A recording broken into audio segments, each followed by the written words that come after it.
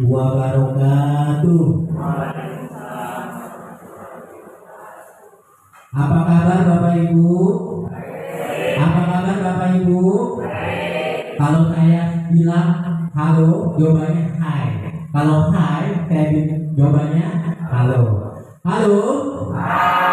Halo? Halo, halo? Hai, hai? Halo, hai? Oke, terima kasih Bapak Ibu. Baik, tepuk tangan buat Bapak Ibu semuanya. Iya. Baik, yang terhormat kepada Ibu Kepala Sekolah SDN Bumi Utara Kota Petang, Ibu Musliha SHG, kepada yang terhormat Bapak Ibu Dewan Guru yang hebat-hebat, ya, dari guru kelas 1 sampai guru kelas 6 dan guru bidang studi, yaitu guru olahraga dan guru agama. Kepada yang terhormat Ibu Wali Murid SDN Bumi Utara Kota Petang. Puji syukur alhamdulillah kita panjatkan kehadiran Allah Subhanahu wa taala yang telah melimpahkan kepada kita semua segala nikmat, terutama nikmat iman, nikmat Islam, serta nikmat sehat walafiat. Sehingga dengan nikmat itulah kita bisa berkumpul di tempat yang berbahagia ini dalam rangka untuk sosialisasi tentang budaya positif, diseminasi budaya positif yang ada di SDN Bumi Utara Kota Petang. Baik, mohon izin Bapak Ibu untuk mempersingkat waktu, marilah kita awali untuk kegiatan kita pada hari ini dengan membaca basmalah. Bismillahirrahmanirrahim. Baik Bapak Ibu, untuk selanjutnya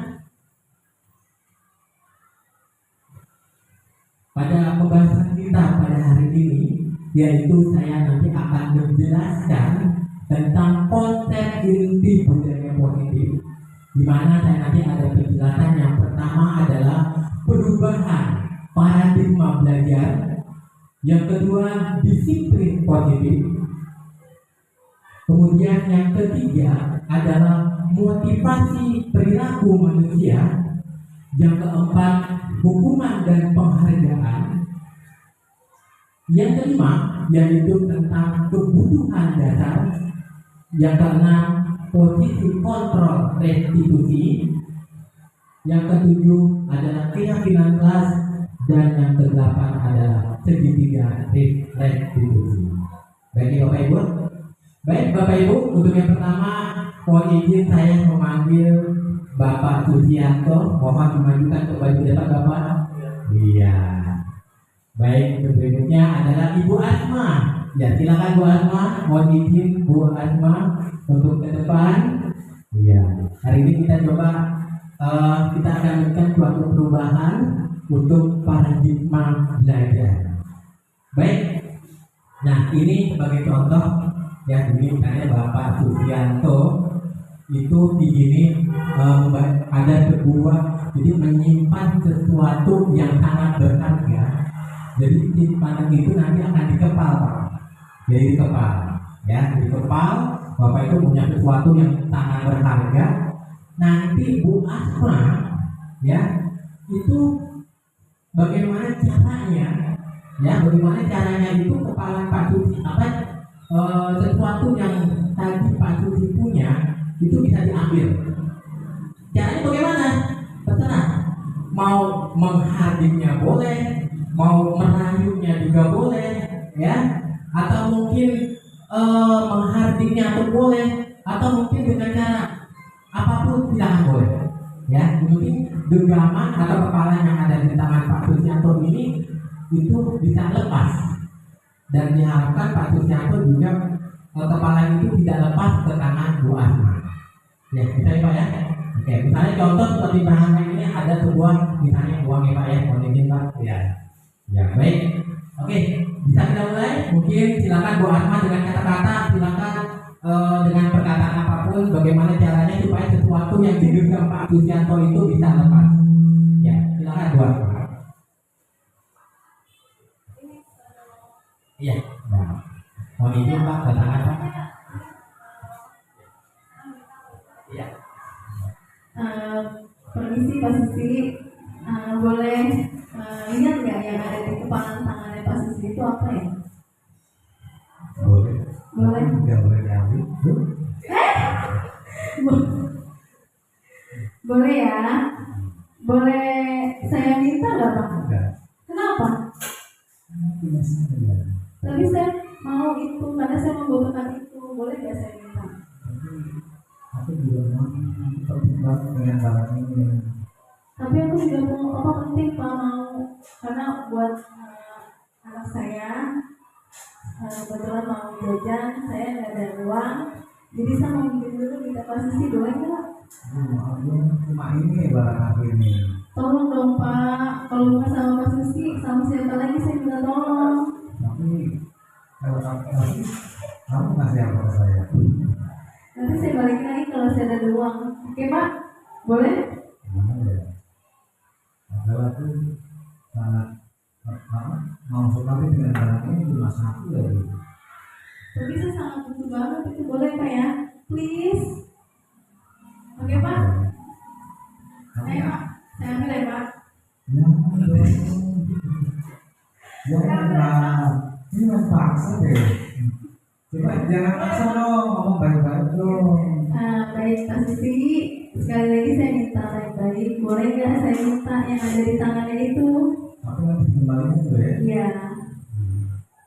Ini enggak ya. Boleh ya. Kalau memang butuh sekali atau butuh, tapi nanti kembalinya ya. Ya, terima kasih. Baik, terima kasih. Tepuk tangan Bapak Ibu buat Mbak Tuti dan Bu Asma. Iya, baik, luar biasa ya. Ya tadi, ya Bapak Ibu, yang tadi apa yang ditampilkan tadi ini mempunyai sebuah makna ya Bapak Ibu.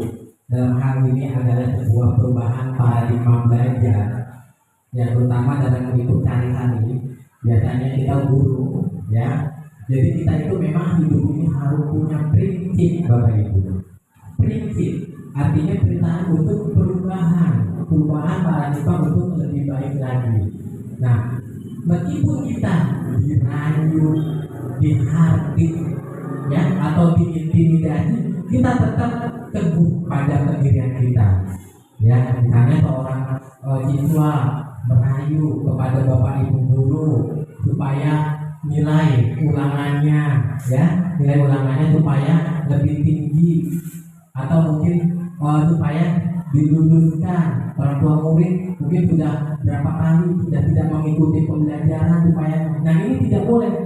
Jadi kalau misalnya guru punya prinsip atau berpegang teguh, maka itu tidak bisa untuk dirayu dengan cara apapun. Nah inilah makanya kita harus mempunyai sebuah perubahan paradigma belajar. Ya Bapak Ibu, baik.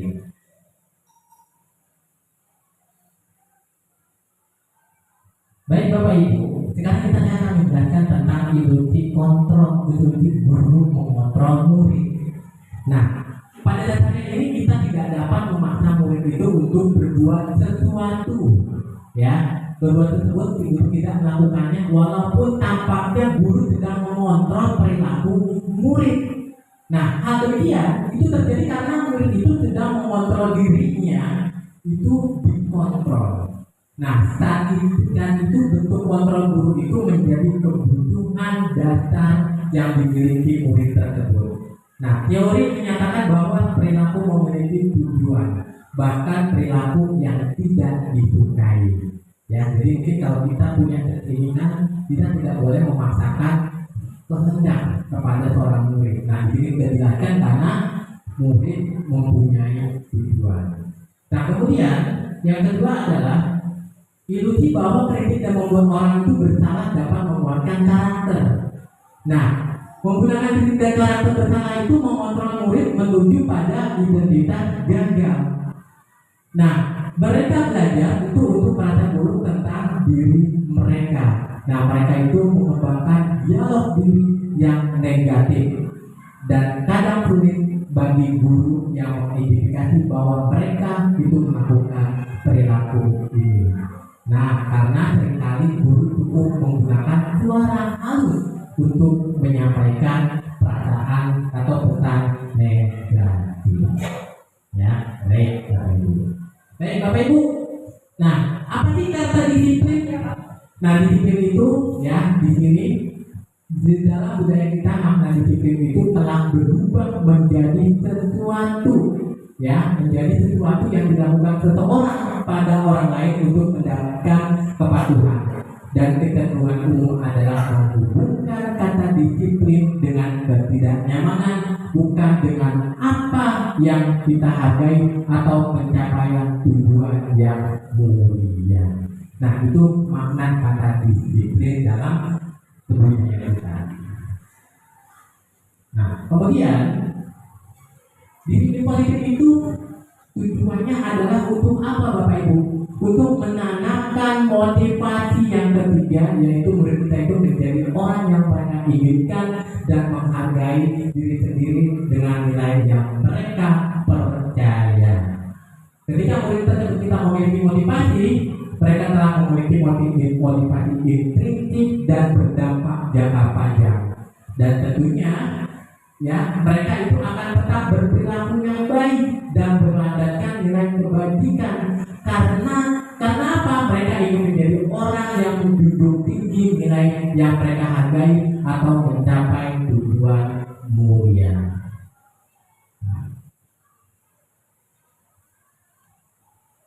jadi ya kesimpulannya di sini disiplin positif itu adalah sebuah cara menerapkan pendisiplinan kepada anak-anak yang bertujuan untuk menumbuhkan kesadaran serta membudayakan anak untuk mandiri.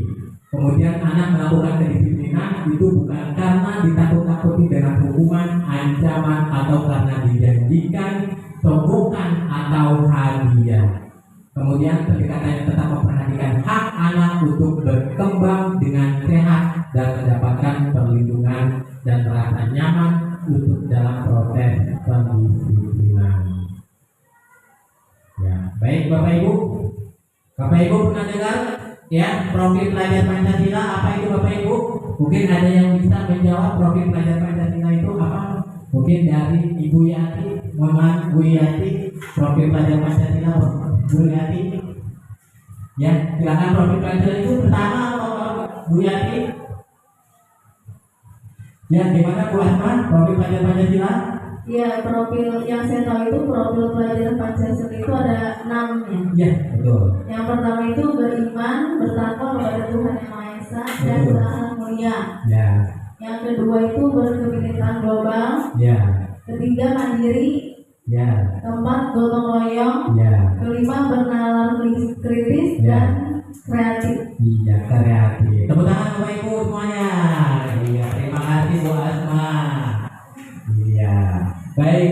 Ya, jadi itu adalah suatu tentang profil pelajar Pancasila. Bisa dipahami Bapak Ibu ya? Iya, baik. Untuk selanjutnya Bapak Ibu.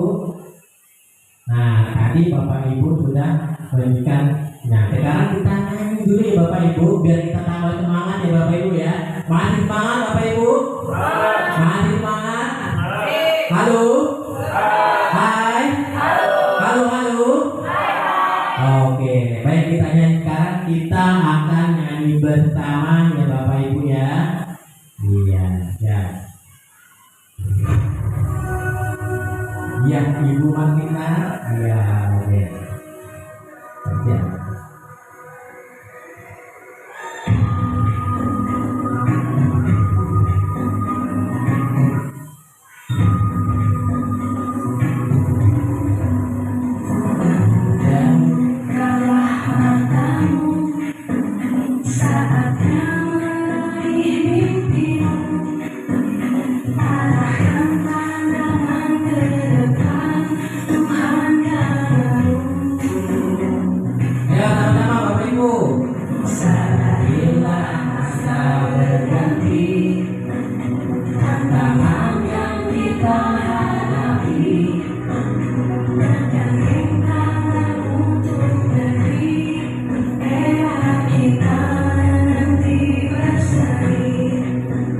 Kita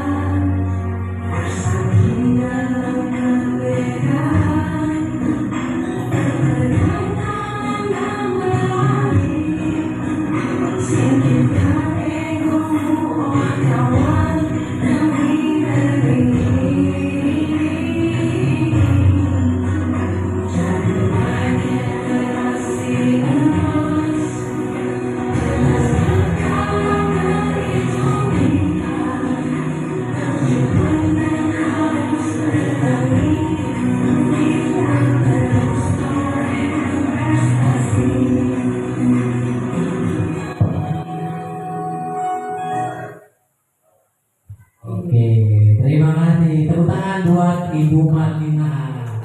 Oke, baik. Baik Bapak Ibu, kita lanjutkan lagi.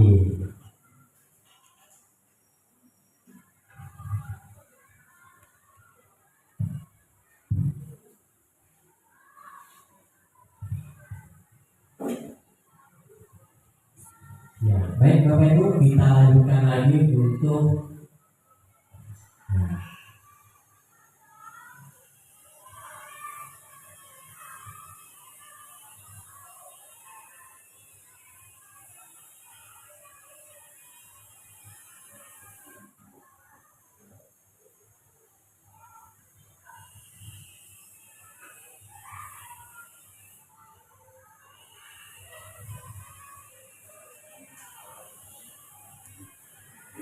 ya, baik Bapak Ibu.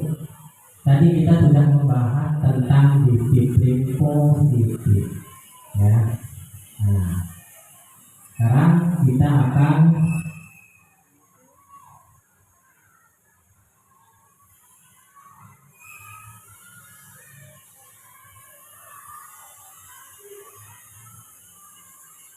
ya, kita Bapak Ibu ya.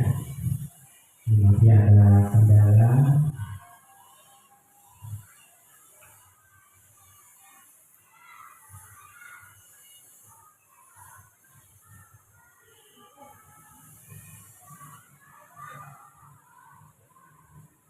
Ya, baik Bapak Ibu.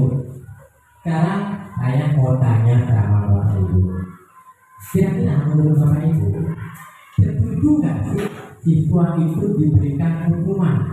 Menurut Bapak Ibu setuju atau tidak? Alasannya kenapa? Barangkali Pak Susianto? Ya, setuju nggak Pak Susianto? Setuju. Ya, alasannya Pak? Selama hukuman itu bersifat membangun, baik itu seluruh unsur yang ada pada anak, contohnya kepribadian, kedisiplinan, itu boleh dilakukan, tapi dengan syarat tidak memberikan hukuman yang bersifat fisik, ya. Jadi hukuman dalam arti yang bersifat untuk meningkatkan disiplin dan sebagainya boleh, tapi tidak boleh yang bersifat fisik. Itu saja barangkali Ya, saya tambahkan. baik, terima kasih Pak Susi ya. Jadi intinya Pak Susianto tadi setuju ya Pak ya. Baik, sekarang dari Ibu Guru, Ibu Yanti. Menurut Ibu Suyanti setuju nggak kita memberikan hukuman kepada siswa? Kalau saya sangat setuju. Sangat setuju. Karena kan awalnya kan kalau tidak dihukum kan nanti terbiasa. Ya. Dua lagi sekali bersama, nanti kedua kali kalau kita diamkan kan tidak bagus. Ya. Selanjutnya hukuman itu membangun, Lalu, merubah sikap, sifat itu bagus-bagus saja seperti aja. Jadi untuk meningkatkan supaya siswa itu berperilaku yang seolah itu tidak membuat kesalahan lagi. Disiplin itu adalah poin utama yang kita lakukan. Itu yang saya tambahkan dari Pak Susianto. iya. Baik, terima kasih Bu Suyanti. Tepuk tangan Bapak Ibu buat Bapak Ibu kita. Ya, sekarang dari kalangan orang tua. Nah, kadang-kadang kan kita ya mendengar anak kita dihukum sama Bapak Ibu guru. Nah, saya mau dengar nih dari Ibu, dari satu orang tua, ya. Kira-kira hukuman yang diberikan oleh Bapak Ibu guru itu, kira-kira menurut Ibu sebagai orang tua setuju nggak? Alasannya bagaimana? Kalau memang tidak setuju, seperti apa? Ya, baik, silakan orang tua dari Mama Gigi, silakan Bu. Ya, terima kasih Pak. Kalau menurut saya hukuman untuk semua para murid itu memang setuju. Bila mana sanksinya itu bisa membuat anak kita berubah, apa boleh buat gitu. Kita terima aja. Bila mana memang anak kita dapat hukuman, tapi mohon maaf kalau hukumannya itu jangan lebih dari gimana deh gitu, sebisa ringan-ringan mungkin untuk diberi hukuman biar anak itu bisa berubah dan tambah semangat belajar. Itu aja cukup. Iya, baik, terima kasih. Tepuk tangan buat Mama Gigi. Iya, jadi kesimpulannya ya, baik Bapak Ibu guru ataupun orang tua itu setuju ya jika diberikan hukuman. Nah, seperti apa sih bentuk hukuman yang tujuh itu? Nah, di sini ada alasannya. Dengan catatan hukuman itu dapat mendisiplinkan anak, ya. Nah, kemudian yang kedua, pemberian hukuman itu dengan hal positif seperti membaca atau membersihkan halaman sekolah dapat meningkatkan disiplin anak. Jadi kalau misalnya ibu-ibu sebagai orang tua kalau mendengar laporan dari anaknya, "Mak, tadi saya dihukum ya sama bapak ibu guru," misalnya disuruh membaca ya, atau mungkin sesuatu yang membersihkan sampah mungkin yang ada di halaman sekolah, itu jangan ibu langsung emosi langsung datang ke sekolahan, jangan ya. Nah, itu adalah merupakan salah satu bentukan didikan yang positif ya Bapak Ibu ya. Nah, kemudian yang ketiga, memberikan penghargaan dapat meningkatkan motivasi belajar anak. Nah, jadi kadang-kadang kita Bapak Ibu guru selain mendapatkan memberikan hukuman juga memberikan reward atau penghargaan. Nah, jadi itu tujuannya adalah untuk memberikan motivasi kepada anak ya. Baik, alhamdulillah sih kalau gurunya dari guru tanaman petang ini selalu memberikan apresiasi ya Bapak ya Bu ya. Alhamdulillah Pak Tuti, Pak Mendakir, Pak Ninja, Bu Asma, Bu Yati, Bu Marina, ya Bu Riri, semua guru-guru yang ada di sini semuanya suka memberikan reward atau penghargaan kepada anak yang berprestasi. Baik, untuk selanjutnya yang kita akan jadi di sini saya akan membahas tentang motivasi perilaku manusia. Nah, tujuannya seperti apa? Pertama, untuk menghindari ketidaknyamanan atau hukuman. Dalam hal ini, motivasi merupakan terendah pada perilaku manusia karena apa? Yang dilakukan dirinya hanya karena ingin menghindari atau ketidaknyamanan dari hukuman. Jadi, karena kita ini siswa ini dia akan bersemangat, ya akan patuh. Yang rupanya di sini supaya apa? Untuk menghindari dari hukuman. Yang kedua, untuk mendapatkan penghargaan atau imbalan dari orang lain. Jadi ada motivasi, misalnya seorang anak, ya, wah, ketika bapak ibu gurunya menjawab itu memberikan pertanyaan, lalu selalu tunjuk tangan atau tampil maju ke depan, itu ada sebuah motivasi. Motivasinya ingin apa? Kadang untuk mendapatkan sebuah penghargaan dari seorang guru. Nah, penghargaan ini bisa berbentuk apa Bapak Ibu? Bisa berbentuk pujian atau sesuatu yang bermanfaat untuk peserta didik atau siswa. Ya, baik. Berikutnya adalah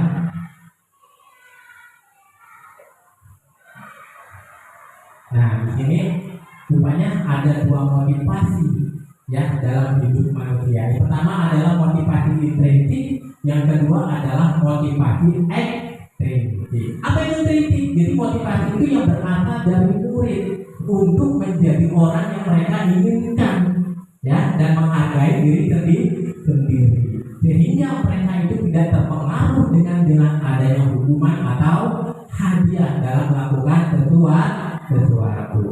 Kemudian motivasi ekstrinsik apa? Yaitu motivasi yang mendorong murid itu untuk melakukan berbagai hal dengan tujuan untuk memperoleh hadiah ataupun untuk menghindari konsekuensi negatif seperti hukuman. Halo? Halo? Hai. Oke. Baik, kita lanjutkan Bapak Ibu. Mari semangat Bapak Ibu ya. Masih. Ya, baik Bapak Ibu, kadang kita pernah nggak mendengar antara hukuman dan konsekuensi? Bedanya apa sih Bapak Ibu, hukuman atau konsekuensi?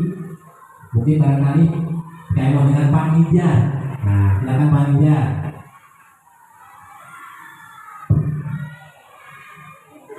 Perbedaan hukuman atau konsekuensi apa sih Pak Nijar? Bedanya?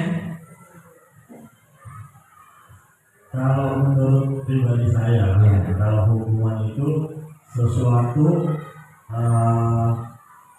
sanksi yang diberikan kepada anak karena itu telah melanggar sesuatu atau aturan sekolah. Ya. Ya, karena atau mengurangi disiplin anak tersebut bisa mendapatkan hukuman. Ya. Nah, kalau konsekuensi itu, jadi anak itu harus bertanggung jawab atas ketidakdisiplinan anak tersebut untuk tidak mengulangi pelanggaran atau perbuatan yang membuat sekolah itu menghukum anak tersebut, Pak. Iya. Menurutnya seperti itu. Iya. Baik, terima kasih tepuk tangan buat Pak Nija. Iya, baik, terima kasih Pak Nija. Ya, ya tadi sudah benar disampaikan bahwa hukuman itu apa? Di sini ada sesuatu. Nah, sekarang kita harus bisa melihat perbedaan hukuman dan konsekuensi. Jadi hukuman itu sesuatu yang memang menyakitkan, harus terjadi. Nah, kalau konsekuensi itu sesuatu yang harus terjadi. Kalau hukuman itu membuat anak itu jadi sakit, ya, baik itu fisik maupun hati untuk jangka waktu yang cukup lama. Jadi sakit hati kalau hukuman. Nah, kalau konsekuensi itu membuat anak merasa tidak nyaman dalam jangka waktu pendek. Kalau hukuman, anak itu membenci kedisiplinan, dan kalau konsekuensi anak menghargai kedisiplinan. Hukuman itu adanya paksaan, sedangkan konsekuensi itu stimulus atau tanggapan. Nah, kemudian di sini konsep diri yang buruk. Nah, kemudian yang terakhir adalah hukuman itu adalah marah, rasa bersalah, dipermalukan dan merasa tak dihargai. Sedangkan konsekuensi itu adalah kehilangan hak, dibuat tidak nyaman atau diartikan untuk sementara. Ya, baik Bapak Ibu, sekarang kita membedakan hukuman atau koreksi. Ya, mungkin barangkali kita bisa berputar untuk menjawab hukuman atau konsekuensi. Sekarang Pak Mudakir, di sini tindakan guru mencatat 100 kali di dalam buku kalimat saya tidak akan terlambat lagi karena terlambat ke sekolah. Menurut Pak Mudakir, hukuman atau konsekuensi? Konsekuensi. Konsekuensi. Bisa, tapi itu saya bilang hukuman juga konsekuensi juga gitu. Artinya kan anak itu nantinya tidak mengulang perbuatan yang mereka lakukan itu, atau yang melanggar aturan itu juga. Ya. Berarti jawabannya apa Pak? Hukuman atau konsekuensi Pak? Hukuman. Hukuman. Iya. Oke, baik. Yang kedua, silakan Pak Sucianto. Dari mengelilingi lapangan basket 2 kali karena terlambat hadir di sekolah. Hukuman atau konsekuensi Pak? Ini kalau menurut saya hukuman juga. Hukuman. Ya, baik. Nanti kita jawabannya kita cek ya. Oke, baik. Selanjutnya Pak Ninja. Yang ketiga, murid diminta untuk put up 15 kali karena tidak menggunakan masker ke sekolah. Kalau untuk di masa pandemi itu masuknya hukuman, Pak. Oh, Tapi karena sekarang udah bukan pandemi, ya jadi bukan hukuman. hukuman. Ya, baik. Terima kasih Pak Ninja. Berikutnya, Bu Asma menggantikan kertas tugas teman yang telah dicoret-coret. Kalau menurut saya itu maksudnya konsekuensi ya, karena ada nilai tanggung jawab dia karena sudah mencoret-coret kertas temannya, jadi sudah menggantikan, jadi konsekuensi. Konsekuensi. Baik, terima kasih Bu Suryati. Yang ini membersihkan tumpahan air di meja tulis karena tersenggol pada saat belajar. Menurut Ibu Suryati apa hukuman atau konsekuensi?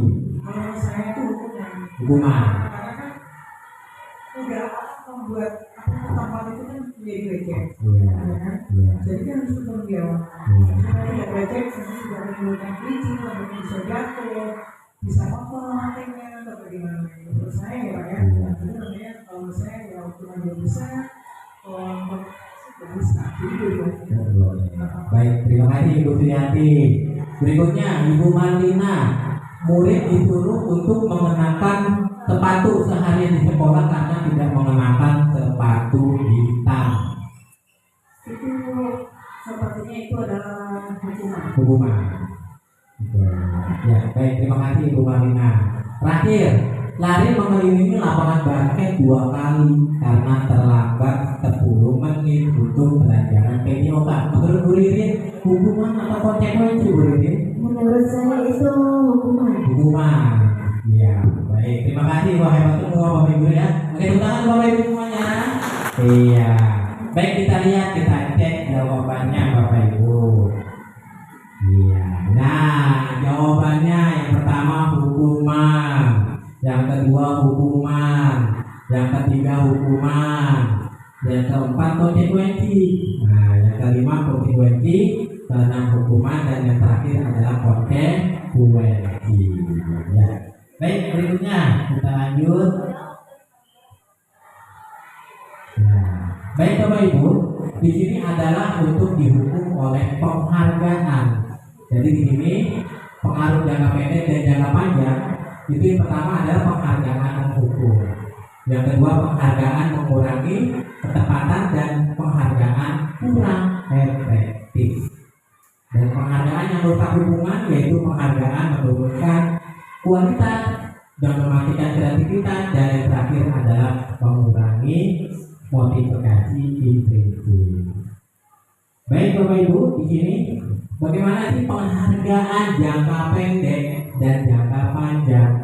Nah, di sini kalau penghargaan efektif itu jika kita menginginkan seseorang melakukan sesuatu yang kita inginkan itu dalam jangka waktu dan pendek. Ya, oke. Kemudian jika kita menggunakan penghargaan lagi, maka orang tersebut akan bergantung pada penghargaan yang diberikan serta kehilangan motivasi dari dalam.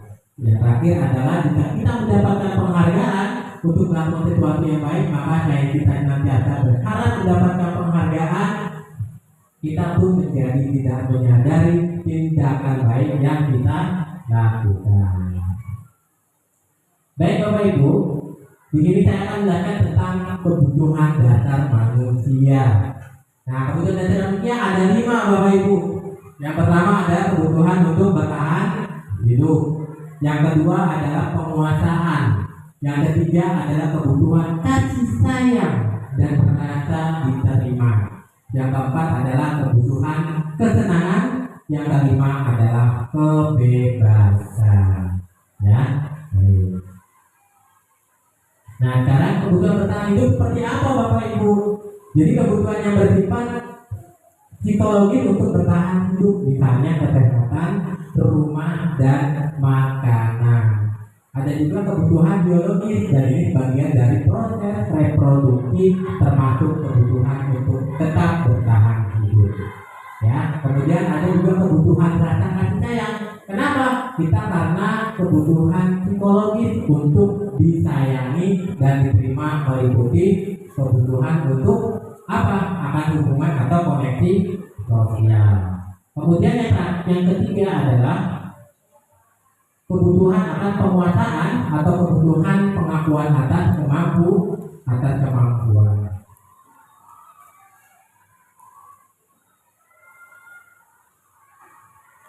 Nah, kemudian di sini ada kebutuhan kebebasan, yaitu kesenangan, dan terakhir adalah kesenangan.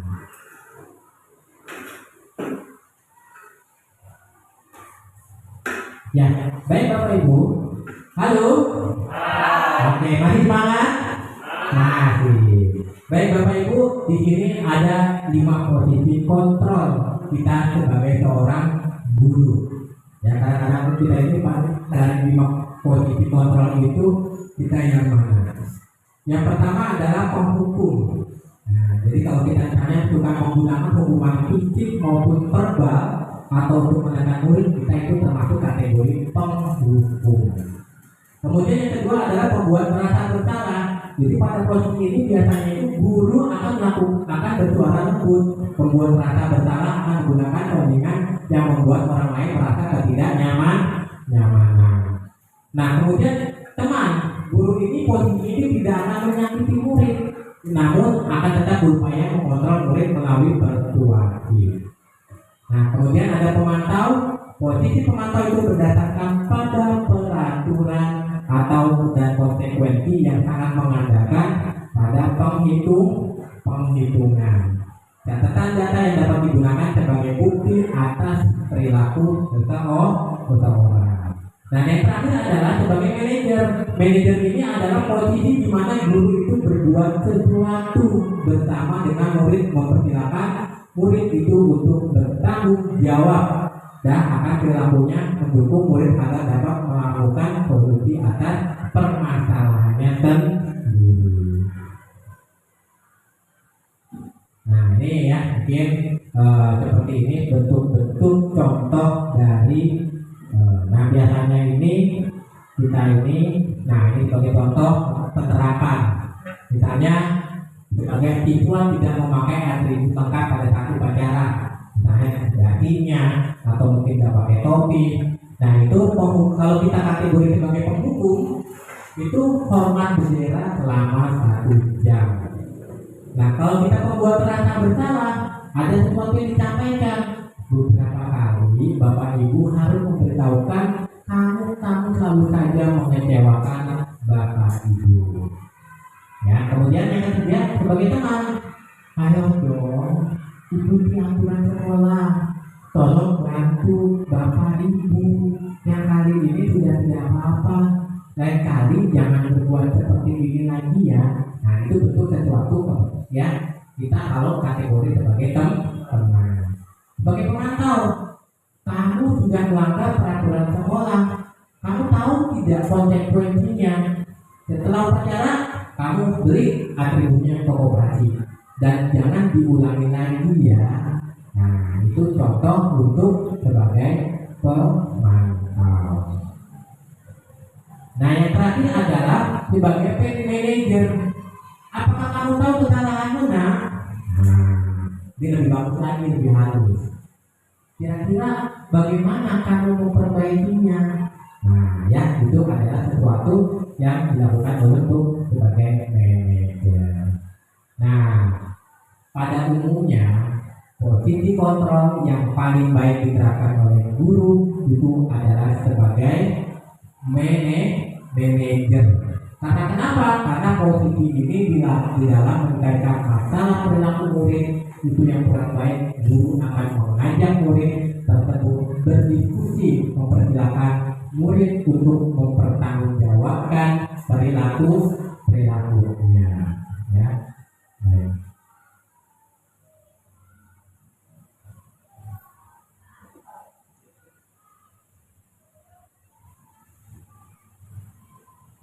Nah, baik Bapak Ibu, sekarang kita coba untuk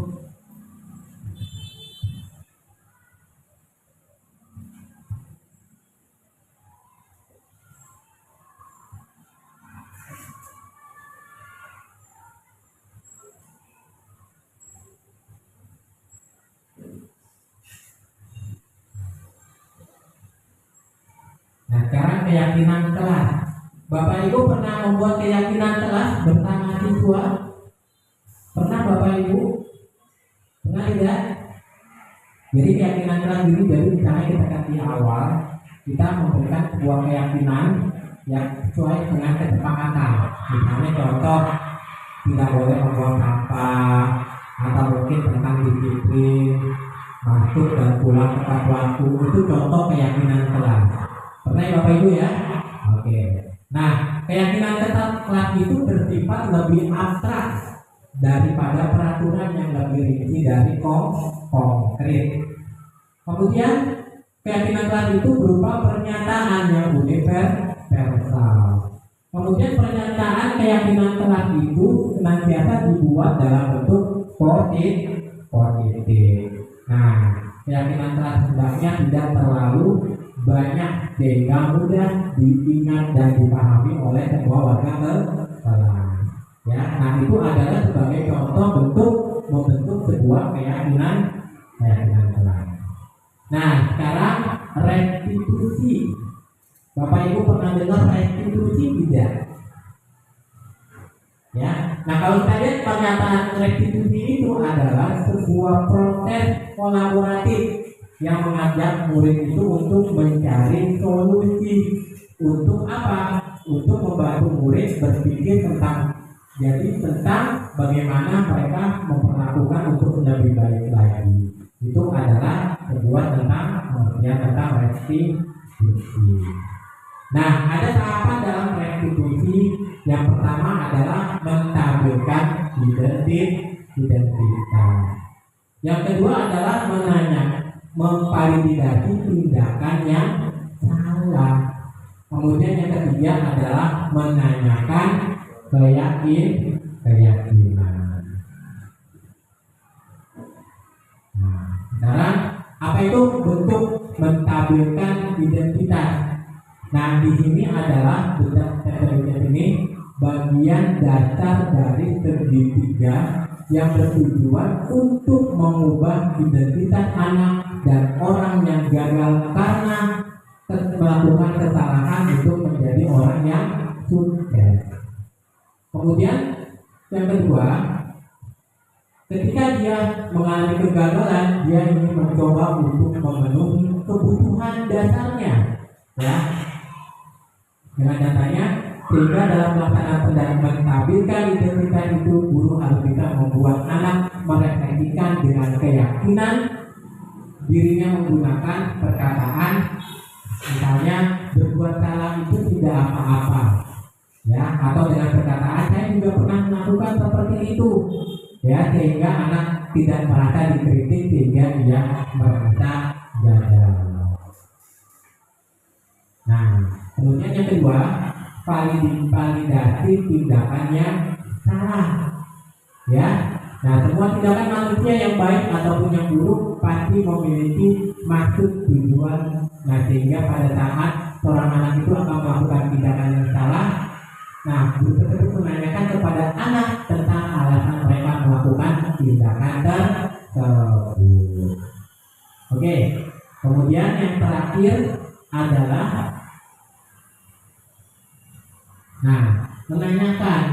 Jadi teori kontrol ini menyatakan bahwa kita di dasarnya itu termotivasi secara internal, ya. Nah, di sini ada pertanyaan-pertanyaan yang menghubungkan, yaitu apa yang kita percaya sebagai kelas atau keluarga, apa nilai umum yang telah kita sepakati. Nah, sekarang contoh penerapan restitusi. Nah, misalnya di sini ada sebuah siswa yang terlambat. Nah, mungkin bisa kita ada simulasi, ya, contoh penerapan restitusi. Barangkali siapa Bapak Ibu guru yang mau mensimulasi bagaimana cara penerapan restitusi yang baik ketika anak misalnya terlambat. Oke, saya siapa namanya? Ahmad ya.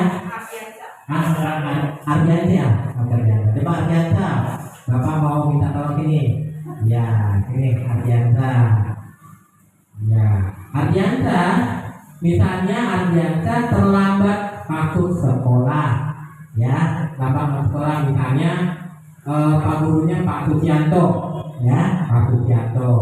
Nah, Ardiansa apa yang harus dilakukan? Pertama harus disampaikan kepada Pak Guru kalau terlambat, bagaimana pertama sikapnya seperti apa, ya, terus perkataannya seperti apa. Nanti ada ucapan yang disampaikan oleh Pak Guru, ya. Baik, silakan Ardiansa.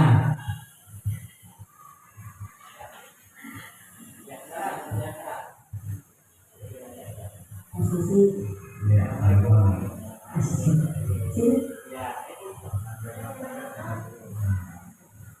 Assalamualaikum Pak Asisi. Waalaikumsalam. Maaf saya terlambat. Kenapa terlambat, Nak? Lagi macet di jalan. Oh, betul. Terlambat tidak apa-apa, lebih bagus daripada tidak masuk. Tapi bukan berarti terlambat itu boleh dilakukan waktu-waktu. Untuk lain kali harus berangkat pagi-pagi lagi kalau macet, ya. Nah, kamu masih bagus. Walaupun terlambat, kamu masih masuk. Ya, ya. Iya. Nah, lebih baik lagi, ya, ya. Jangan sampai terlambat, ya. Nah, berangkatnya lebih pagi, ya. Ya, udah duduk. Iya, baik, terima kasih Pak Sucianto. Ya, ini tadi ya terutama buat Pak Suci dan Ardiansa. Iya, baik, berikutnya sekarang coba siapa namanya? Muhammad? Aujan. Panggilannya? Ojan, oke silakan. Ojan, Ojan ditanya ibu gurunya Bu Asma. Ya, Ojan ditanya ini ketahuan menyontek. Nah, ketahuan menyontek ya Ojan ya. Nah, dia ketahuan menyontek nih sama bu guru sama Bu Asma. Nah, terus Ojan dipanggil sama Bu Asma. Nah, kira-kira bagaimana penyampaian Ojan sampaikan oleh bu guru? Silakan Bu Ojan. Ya, ini silakan.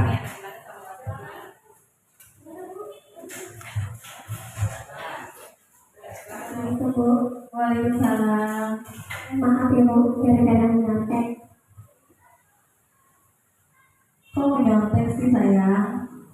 Emang nggak belajar di rumah? Enggak, Menyontek itu tidak boleh ya. Itu bisa merugikan diri kamu. Ya, kalau menyontek itu rugi buat kamu, rugi buat teman kamu. Ya, ruginya buat kamu apa? Kamu nggak tahu pelajaran yang akan dipelajari, kamu nggak belajar, tahu-tahu nyontek, nilainya bagus tapi kamu nggak ada hasilnya. Ya, lebih baik belajar di rumah, walaupun kamu belum bisa bertanya sama ibu apa yang belum dipahami. Ya, jangan diulangi lagi ya. Ya, udah duduk kembali. Iya, tepuk tangan buat Bu Asma dan Ojan. Luar biasa ya. Rupanya guru SD dulu tahun ini yang sudah Bu penyampaian yang bagus-bagus ya, dengan bahasa yang sopan, yang santun ya. Jadi inilah ya contoh budaya positif yang ada di SDN Bumi Utara Nampetan. Ya, alhamdulillah Ibu ya, berarti kita juga menerapkan apa? Restitusi. Begitupun Bapak Ibu guru yang lainnya seperti itu. Ya Bu ya. Barangkali dari orang tua ada yang mau ditanyakan tentang restitusi Mama Aldi. Silakan Mama Aldi. Iya. Nanti biar Bapak gurunya bisa menjawab. Iya. Ya.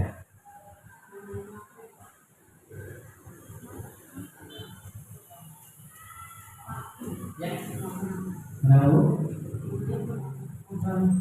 Ya. Oh tadi tentang, jadi misalnya Bu, ini kan tadi ketika anak berbuat kesalahan ya kan. Nah itu tadi Bapak Ibu gurunya tadi melaksanakan restitusi itu adalah jadi ketika anak ujian berbuat kesalahan nggak langsung dimarahi, nggak langsung dikasih hukuman fisik, tapi ada ucapan-ucapan yang baik disampaikan kepada siswa. Bagaimana tanggapan Ibu selaku wali murid? Salah sih ya, nggak apa-apa. Itu wajar. Misalnya mengadakan ini, wajib mengadakan. Jadi tadi contoh yang dilakukan oleh Bapak Ibu guru tadi ketika anak berbuat salah, kira-kira Ibu setuju nggak dengan seperti tadi? Setuju. Berarti udah cocok ya, udah pas ya. Oke, baik, terima kasih Mama Ati. Tepuk tangan buat Mama Ati. Oke, sekarang Mama Gigi, silakan Mama Gigi. Ya. Iya, terima kasih. Kalau buat saya penerapan dari tutur kata buat para guru itu cukup alhamdulillah misalnya nggak ke hati anak-anak. Jadi seorang anak ini nggak langsung down ataupun langsung takut gitu akan ucapan dari guru-gurunya gitu. Jadi dari ucapan kata guru-guru itu bisa kena ke otaknya anak-anak kita, jadi bisa diterapkan lagi. Dan mungkin dengan adanya ucapan kata-kata itu anak pun nggak akan melakukan hal itu lagi gitu. Jadi akan ada perubahan gitu. Ya, jadi nyaman Ibu ya. Ya, jadi nyaman ya ketika ada seperti anak melakukan kesalahan ya tetap Bapak Ibu mengayomi ya. ya. Dengan tutur kata aja udah cukup gitu. Jangan sampai ada mengkriminasi atau menontok mereka, maksudnya terlalu ekstrim lah gitu. Saya paling nggak suka, soalnya ada di maaf dan sekolahnya ada seperti itu Pak. Ya, betul ya. Tapi alhamdulillah di SD itu di orang petang gurunya baik-baik ya Bu ya, lembut-lembut ya. Alhamdulillah. Jadi Gitu. oke. Iya, baik, terima kasih Mama Gigi. Tepuk tangan Bapak Ibu. Iya. Ya, baik Bapak Ibu, ya untuk ya jadi yang terakhir ketika yang ini contoh aja tadi seperti apa yang Bapak Ibu praktekkan itu benar ya, seperti tadi Pak Suki sampaikan, Bu Ahmad sampaikan. Jadi ketika ada siswa yang melakukan kesalahan, yang lalu langsung mendatangkan guru ya, lalu ketika duduk, nah kemudian apa maksud kesalahannya dan langsung disampaikan baik-baik, tidak langsung diintimidasi atau dimarahi. Ya, baik itu ya mungkin sebagai penutup, mungkin barangkali Ibu Kepala Sekolah bisa menyampaikan selama ini SDN Duri Talanona Petang yang Bu sudah menyampaikan tadi kita sudah menjelaskan tentang budaya positif, kemudian tentang kedisiplinan dan juga tentang terakhir penerapan restitusi dan alhamdulillah sudah dilaksanakan. Mungkin barangkali Ibu Kepala Sekolah ingin menyampaikan tentang budaya positif yang sudah dilaksanakan di SDN Duri Talanona Petang. Mohon izin Ibu. Bismillahirrahmanirrahim. Assalamualaikum warahmatullahi wabarakatuh. Terima kasih kepada Pak Rahman yang telah memberikan waktunya kepada saya. Sebelumnya saya juga mohon maaf karena memang ada suatu hal yang memang harus diselesaikan sehingga saya datang terlambat. Tapi alhamdulillah sudah selesai urusan. Alhamdulillah nih saya kebetulan juga masih bisa bergabung ya di sini walaupun datangnya terlambat. Jadi saya juga sebetulnya bahasa tadi restitusi. Saya aja baru dengar. Sebetulnya betul ketika anak melakukan kesalahan ya, saya setuju dengan tanpa anak itu harus tidak harus langsung dihukum, karena bagaimanapun anak itu kan sedang berkembang ya.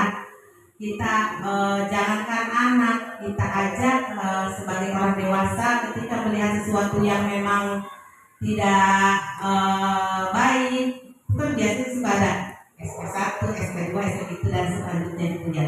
Saya setuju dengan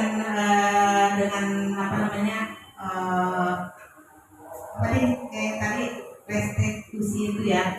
Jadi di mana anak itu ketika melakukan kesalahan mereka tidak langsung dihukum, itu adalah jalan yang terbaik, tapi anak diarahkan dan anak diberitahu bahwa hal tersebut tidak harus dilakukan, sehingga mereka tahu solusi yang kemudian mereka harus lakukan ke depannya. Seperti tadi katanya, seperti anak yang nyontek kemudian dengan sendirinya dia mengatakan bahwa saya nyontek, dari segi itu aja dia udah mendapatkan nilai plus, artinya dia mengakui kesalahan yang telah dia lakukan. Dan guru pun ketika ada seorang murid yang memang dia sudah mau mengungkapkan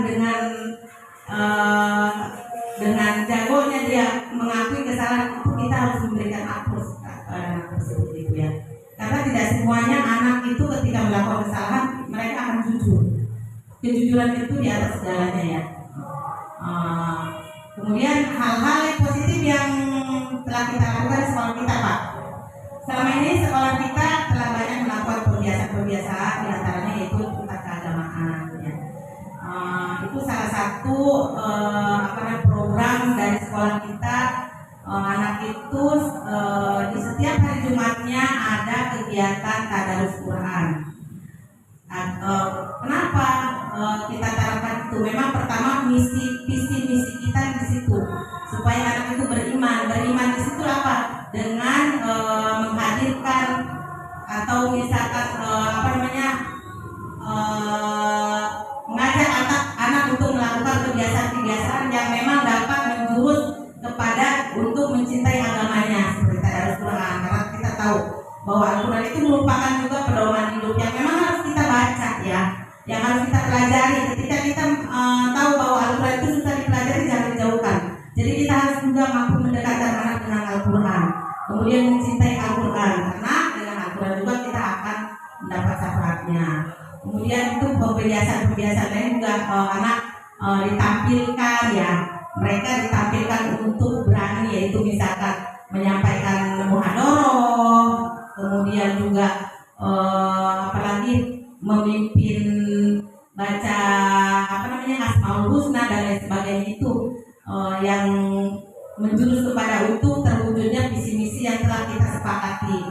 Kemudian lagi di samping itu bukan berarti kita itu ya anak sudah diajarkan untuk sodako, bukan berarti kita anak dipaksa untuk itu, untuk dipaksa untuk berbuat untuk nih ada pungutan ya gitu di sekolah, tapi enggak, mereka lebih kepada berbagi karena tujuannya yaitu untuk mereka mau ketika melihat saudara-saudara mereka yang tidak mampu, teman-teman mereka yang tidak mampu, tanpa harus ada itu dorongan dari gurunya, mereka dengan sendirinya ada care lah gitu, respect ya. Itu aja yang mereka agamakan. Kemudian kita juga di samping itu banyak sekali ekstrakurikuler yang telah kita tampilkan, artinya yang sudah dipelajari setiap hari, setiap minggunya, yaitu di hari ada yang di hari Senin, di hari Rabu dan lain sebagainya. Itu salah satu kegiatan yang memang supaya anak itu memiliki kemampuan khusus ya. Di situ kita anak itu tidak harus mengikuti kegiatan yang ini, tapi di situ anak akan dengan sendirinya terlihat mereka di bidang mana menguasai, atau mereka di bidang mana ada sehingga memunculkan bakat yang ada di anak gitu ya. Itu saja dari saya sedikit yang bisa saya sampaikan. Wassalamualaikum warahmatullahi wabarakatuh. Waalaikumsalam warahmatullahi wabarakatuh. Tepuk tangan dong menjumpai sekolah kita Bapak Ibu. Luar biasa ya. Tadi Kepala Sekolah sudah menjelaskan secara detail ya salah satu bentuk penerapan budaya positif yang ada di SDN Bumi Utara Petang ya. Baik Bapak Ibu, untuk diskusi kita pada hari ini, sosialisasi saya pada hari ini ya sampai sini dulu ya Bapak Ibu ya.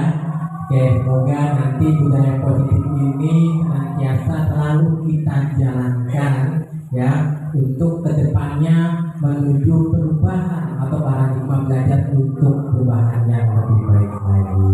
Halo. Hai. Halo. Oke, kalau saya bilang siapa kita? Siapa kita? I am the best, you are the best, we are the best. Oke, siapa kita? I am the best, you are the best, we are the best. Oke, tepuk tangan buat kita semua. Iya, baik, terima kasih. Mohon maaf apabila dalam penyampaian saya ini ada kekurangan dan kesalahan. Mohon dibukakan pintu maaf yang sebesar-besarnya. Wassalamualaikum warahmatullahi wabarakatuh. Iya, tepuk tangan Bapak Ibu. Ya, baik Bapak Ibu, foto bersama Bapak Ibu.